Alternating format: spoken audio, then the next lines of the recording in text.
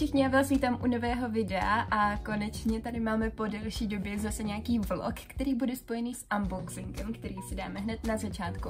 Já jsem si říkala, že tady tento typ videí tu už nebyl nějaký ten měsíc, takže to bude opět takové spíše povídací a zároveň vám ukážu, co mám dneska v plánu. Musím totiž zabalit nějakou objednávku a budu stříhat návod na tuto velkou chobotničku, který vyšel před tímto videem, takže se na něj můžete mrknout, protože myslím si, že ten plišák je opravdu nádherný a určitě si zaslouží uháčkovat i od někoho jiného. Tak a my se vrhneme na ten unboxing. Vy se mě hrozně často ptáte, z jakých e-shopů nakupuji příze, takže já bych ještě chtěla říct, že vlastně když mi nějaká příze chybí, tak jako první jdu kamenného obchodu, když vím, že jich nepotřebuji nakoupit hodně. Ono se to totiž pak vyplatí víc, i když to nakoupím v tom kamenném obchodu, než kdybych kvůli jedné nebo dvou přízím to objednávala z internetu. Každopádně já nejčastěji nakupuju buď z Noezonu, z proháčkování.cz, ale někdy si vyberu i jinačí e-shopy, třeba skrz větší výběr háčků, nebo jehel, nebo označovačů. A to už jsou pak jako různé, no. Ale ještě hodně objednávám z e-shopu maminčinoháčkování.cz, se to myslím jmenuje. A jestli objednávám ještě z něčeho jiného, je to možné, ale už jsou to většinou takové náhodné, kde třeba zrovna mají nějaký druh příze. A ten já nemám, ale jinak si ty stránky nepamatuju. Ale tohle jsou hlavní tři, z kterých objednávám nejčastěji. No a dneska tady máme unboxing teda z proháčkování. Je to docela velká krabice. No, já už jsem to samozřejmě otevřela a trošku jsem do toho nakoukla, protože jsem byla zvědavá. A musím říct, že na mě vykoukly úplně krásné barvičky, protože oni teďka doskladnili barvy, které hodně dlouho nebyly. Například oranžová, to jsem neviděla, no asi rok, takže se pojďme na to podívat. Není toho zase úplně nějak extra moc, ale málo toho taky není, takže začneme asi tou nejméně zajímavou položkou a to je dřevitá vlna, tak to 1 kilo. Já toto objednávám do tvořivých boxů, vlastně to tím vždycky aranžuju a vystelu tak tu krabici, aby to prostě mělo nějakou úroveň a vypadalo to hezky. No a teď už pojďme na ty příze. Objednávala jsem opět hlavně žinilkové příze, vlastně téměř jenom žinilkové příze a všechny budou opět od značky Himalaya Dolphin Baby. Takže jako první tady mám tuto světlunce zelenou, tohle je číslo 80307, vždycky vám tady to řeknu, abyste si ji když tak mohli najít. A musím říct, že ta zelená je hebunka, příjemná, přesně taková, jaká by měla být. Pak tady mám barvičku, kterou jsem ještě nikdy v životě neměla od této značky.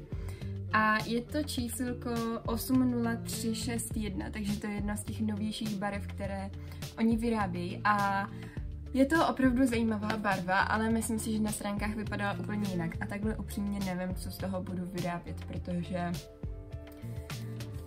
nevím, je to taková ta brčálová zelená a ona se úplně nehodí na spoustu věcí, takže pokud máte nějaký nápady, co z tohohle udělat, tak budu ráda.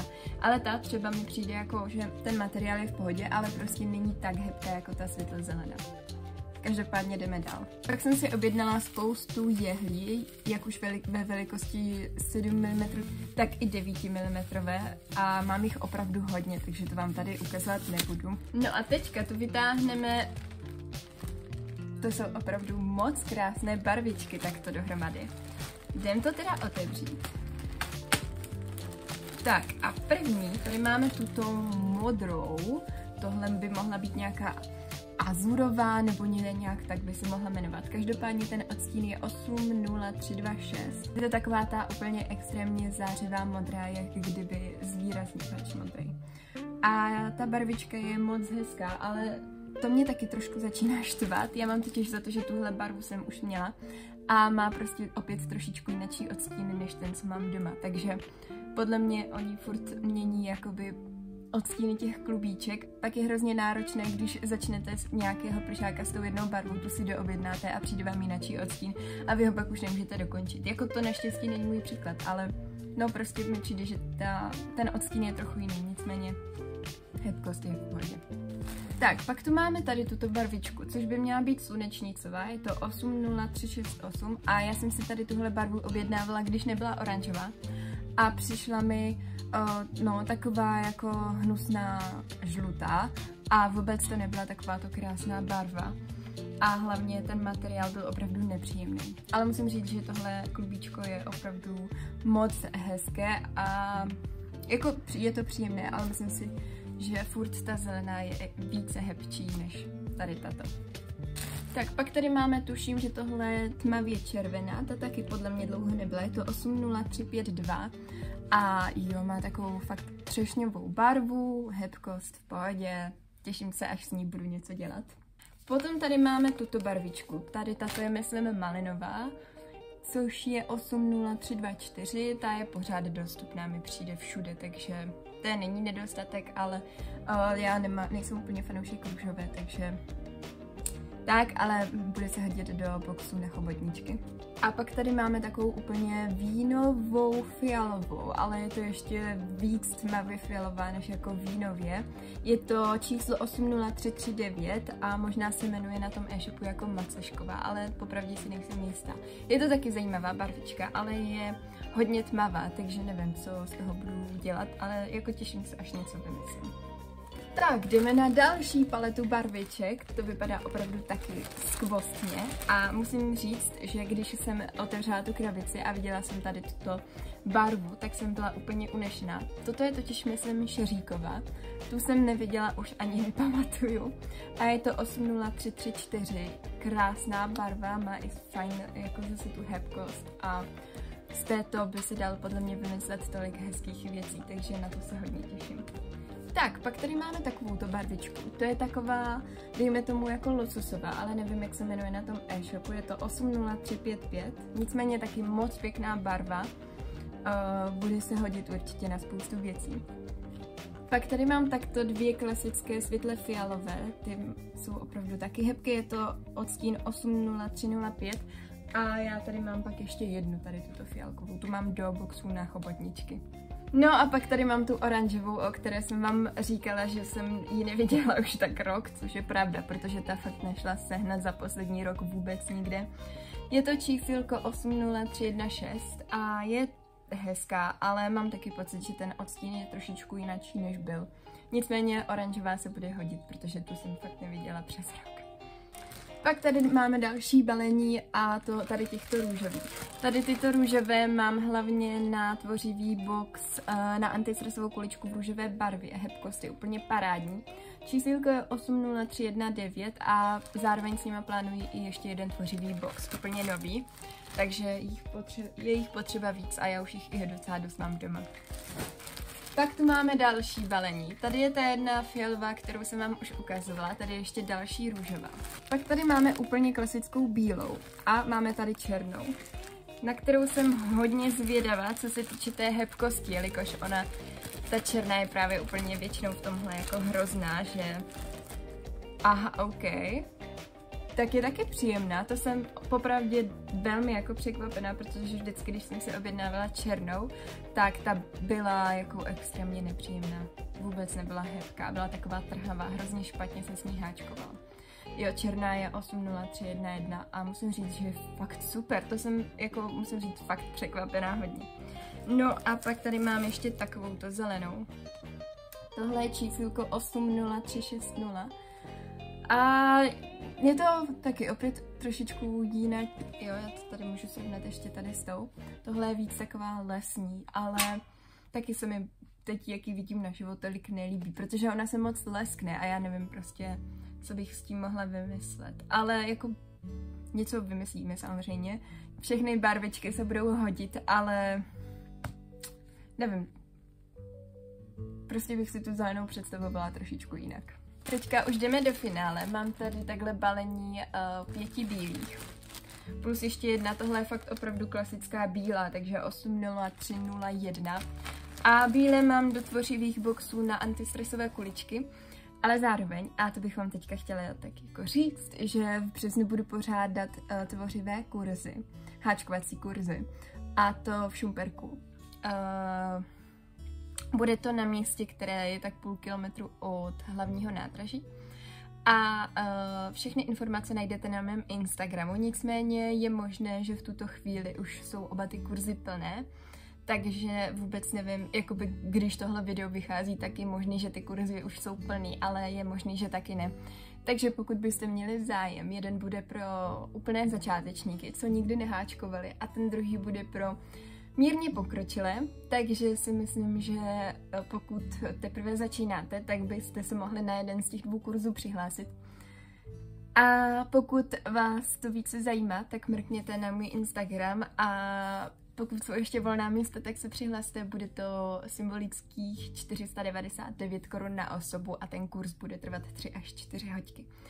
Plus na konci dostanete nějaké základní jako vybavení na háčkování, takže já si myslím, že to bude hrozně fajn a už se na to moc těším, až vás třeba naučím něco nového a že si to společně všechno užijeme. Takže to by byla taková menší odbočka ke kurzu a mám tady poslední 3 klubíčka.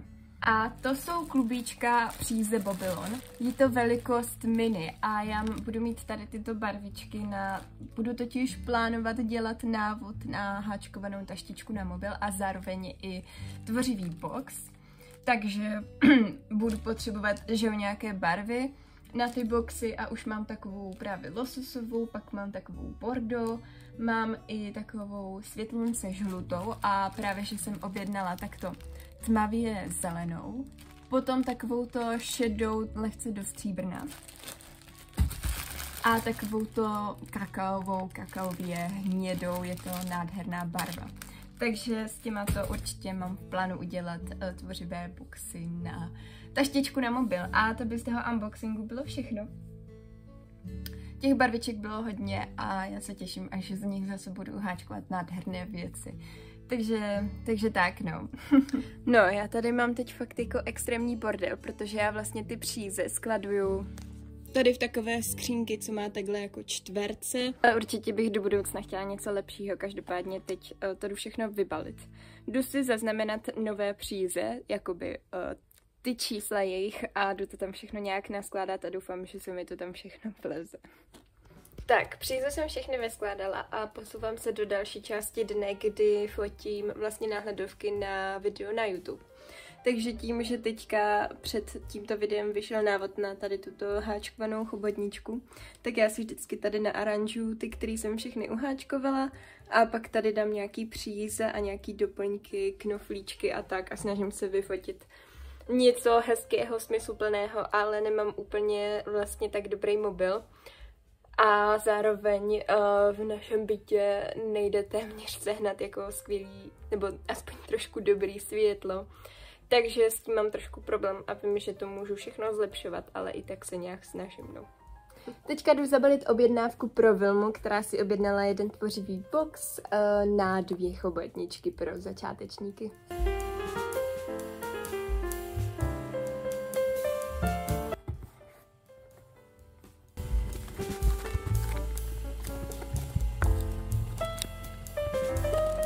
Já moc děkuju za objednávku. Tak máme tady další den a já jsem si vlastně říkala, že to budou prostě takové různé útržky ze dnů, co dělám. Každopádně se to všechno bude týkat háčkování. Prostě kdo budete mít chuť se na to podívat, tak se na to budete dívat. No, já jsem se dneska teďka vrátila ze školy a mám dneska spoustu věcí v plánu. Musím udělat teda spoustu věcí ještě do školy, ale zároveň jdu večer do kina a zároveň potřebuji stihnout spoustu věcí, které se týkají háčkování. A jedna z nich je, že dneska potřebuji zajít do galantérky, do kamenného obchodu, co máme ve městě, kde bydlím, a mrknout si, jestli nemají tady tyto odstíny přízí. Toto je nefritově zelená a tu už jsem viděla na nějakých stránkách, že už se konečně objevila, ale zase nemůžu sehnat tuto. A tohle jsou příze, které mám vždycky do tvořivých boxů na rybičku, které momentálně bohužel nejsou naskladněné. Možná ve chvíli, kdy už se díváte na YouTube, teďka na to video, tak už na Fléru možná jsou, protože já si právě potřebuji podívat, jestli nebudou aspoň v té galanterii, protože bych ji chtěla naskladnit. Zároveň mám teďka dovyprodané i tvořivé boxy na chobotničky. Takže teď dneska chci dávat dokupy, zároveň potřebuju dát dokupy tvořivé boxy na růžové antistresové kuličky a do toho musím zabalit 2 boxy na lamu, které taky nemám vůbec nachystané. Takže toho dneska mám spoustu v plánu a no pojďme ven, já vás vezmu s sebou.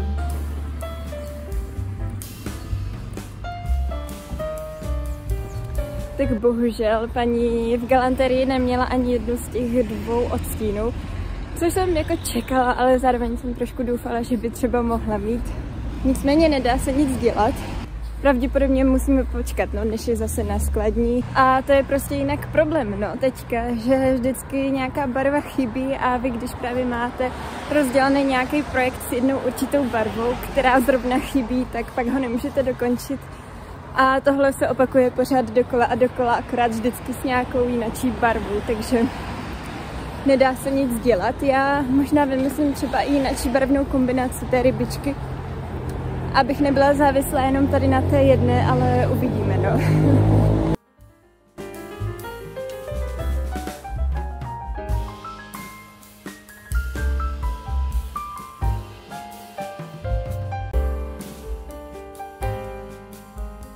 Teďka namotávám klubička do boxu na lamy, vlastně namotávám tady tuto bežovo-hnědou, což je barvička, ze které se dělají nožičky.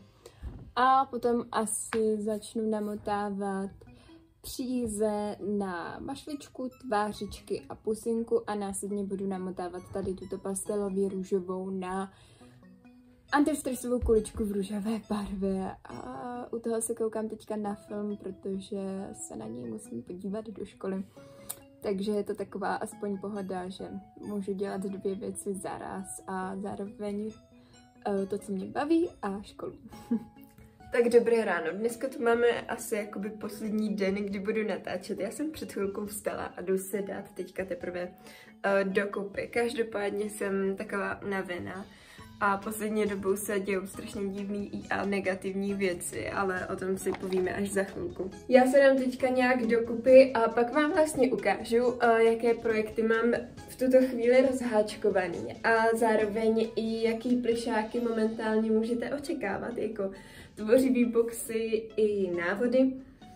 A pak vám povím story time o tom, jak mi ztratili zásilku a respektive ji teda vyměnili úplně s jinou zásilkou a je to dost průser, takže pokud vás to zajímá, tak počkejte si.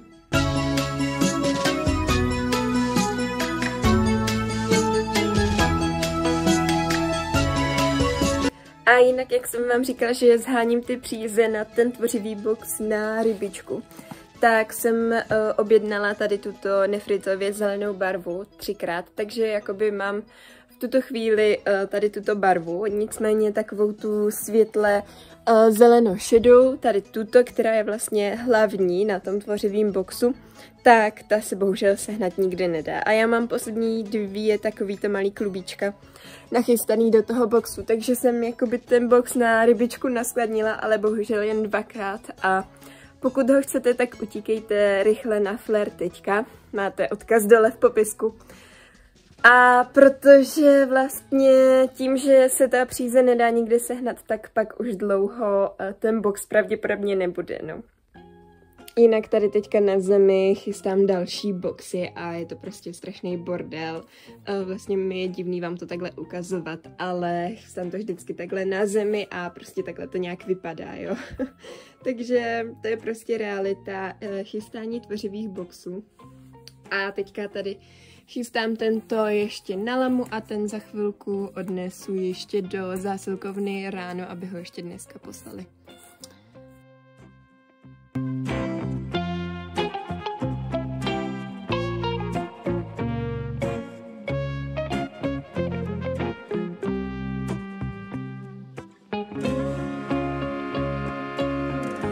Zásilka odeslaná. Teďka vám ukážu, jaké mám vlastně v plánu vydat nové návody a hlavně tvořivé boxy. A jako první začneme asi tím, co bude nejdřív. A já teda doufám, že mi to YouTube nezabanuje nějak to video, nebo že prostě to bude v pohodě. Ale bude to tvořivý box na tohoto háčkovaného pindu. Bude prostě tvořivý box na něj a bude to samozřejmě od 18+. Návod vyjde pak zdarma, ale vlastně až měsíc potom, co zveřejním ten tvořivý box, tak měsíc na to vyjde pak zdarma klasický návod tady na YouTube. Takže pokud budete mít zájem o to si toho uháčkovat, tak vlastně si buď koupíte ten tvořivý box, a nebo si počkáte měsíc až na ten návod. Ale prostě bude to takto udělané. No a pak plánuji dva další návody. Další návod bude na tuto fluffy ovečku, ale toto ještě není jakoby finální výsledek, jak bude vypadat, protože ji chci ještě trošku upravit, aby prostě byla hezčí, a jako ona už i tak to je hezká, ale chci, aby byla ještě dokonalejší. Ale tohle můžete očekávat, taky opět tvořivý box a pak pravděpodobně měsíc na to návod zdarma na YouTube. A teďka se snažím vymyslet nový návod na veverku. Ještě to vůbec nemám vymyšlené, zatím mám takhle hlavičku, ale i tak asi budu chtít, aby měla jinak. No prostě to teprve jako vymýšlím, jo. Takže mám v plánu takto veverku a mám v plánu i tvořivý box, i návod na hačkovanou taštičku. Ale to uvidíme, no, jak to půjde. Teďka chci hlavně doklepnout tady ty 3 a ono to ještě bude trvat, protože já, abych se vám přiznala, tak mě teďka už zase začal druhý semestr na vysoké a už 3 týdny jedu v druhém semestru a je to vlastně pro mě docela náročný, protože se háčkování a takhle celému projektu Clarus Art snažím věnovat fakt jako co nejvíc, co můžu, ale když máte školu, přijdete ze školy, pak většinou musím něco číst nebo psát, právě jako úkoly dělat, protože u nás to takhle funguje hodně, a pak až vlastně se vrhám na to, že jdu buď stříhat videa, vymýšlet nové návody, balit objednávky nebo chystat boxy, tak je to takové náročné, protože to prostě nestíhám tak, jak bych chtěla. Ráda bych vydávala 1 video týdně na YouTube, ale prostě nejsem schopná někdy to dodržet a no, takže tak, já se prostě snažím co nejvíc, jak můžu, ale zároveň mám i ještě prostě jináčí zájmy, chci trávit čas s kamarády, s rodinou, s přítelem a musím to prostě nějak vykompenzovat ten čas, a abych byla i já šťastná a prostě se z toho úplně nezbláznila, takže to je teď takové chaotické, ale jako nechci si stěžovat, to vůbec, mě to všechno hrozně baví, jen toho je prostě hodně. Tak, no a ještě jsem vám chtěla ukázat. Teďka háčku svetr, když tak o tom vydávám videa na Instagramu, tak to si můžete mrknout. Bude to takový speciální svetr z mohérové příze, vlastně mohér je taková lehká, tenká příze a je hodně tepla. A háčkuju to, i když to vypadá jako pletený, tak to háčkuju. Je to vlastně taková speciální technika, speciální vzor, který právě vypadá jako pletený. A to se mi na tom extrémně líbí. Tak to vypadá jedna strana a já už teďka doháčkovávám i tu zadní. A ten návod na ten svetr jsem si koupila na Etsy. Stál mě asi necelých 400 korun, takže docela dost, ale prostě pokud byste taky chtěli takový svetr, on bude takový nadýchaný, volný. A tak návod jsem si koupila na Etsy. Tam těch návodů je opravdu hodně, některé jsou fakt jako pěkně zpracované. Musíte se vždycky dívat do recenzí a na fotky a tak. No a to by bylo pro dnešní videjko všechno. Já mám dneska v plánu asi právě taky stříhat a chci dodělávat nějak ty návody. Možná natočím i nějaký, uvidíme prostě, jak to všechno půjde. Tak, teďka si dáme ještě takovou krátkou vsuvku, než to video ukončíme, protože já jsem vám chtěla vlastně povykládat ještě ten storytime. A bude to rychlovka, ale hrozně mě to štve a jsem fakt naštvaná, protože jsem odeslala zásilku, ve které byly 2 boxy. Byl v ní box na lamu a box na antizrysovou kuličku. Takže objednávka téměř za 1000 a objednala si to paní pro svoji dcerku, která se na to prostě hrozně těšila, a stalo se to, že mi zásilkovna vyměnila ten balíček s někým, což je prostě chyba zásilkovny, není to chyba moje, ale momentálně já jsem to jakoby reklamovala, ty zásilky, že jsem prostě napsala zásilkovně tu reklamaci, tam vlastně popíšete, jak ten balíček vypadal, jakou měl cenu a jak vypadá balíček, který přišel vlastně té paní. Jenomže problém je ten, že pokud se nenajde ta krabice, ten balíček s těmi tvořivými boxy, což nevím, musel by se ozvat i ten člověk, kterému to přišlo.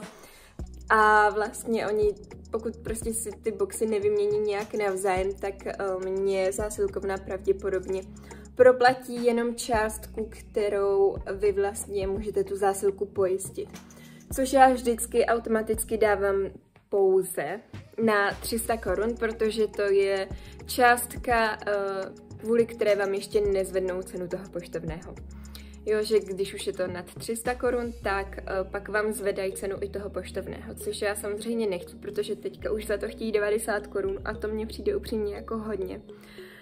No a kdybych to pojistila na 1000 korun, tak to poštovní bude stát, já nevím, 200 nebo 300, nevím, jak to tam přesně teď funguje. Ale je to prostě zase o peníze dražší a to já nechci, takže automaticky dávám těch 300 korun, což mi jakoby pokryje aspoň náklady.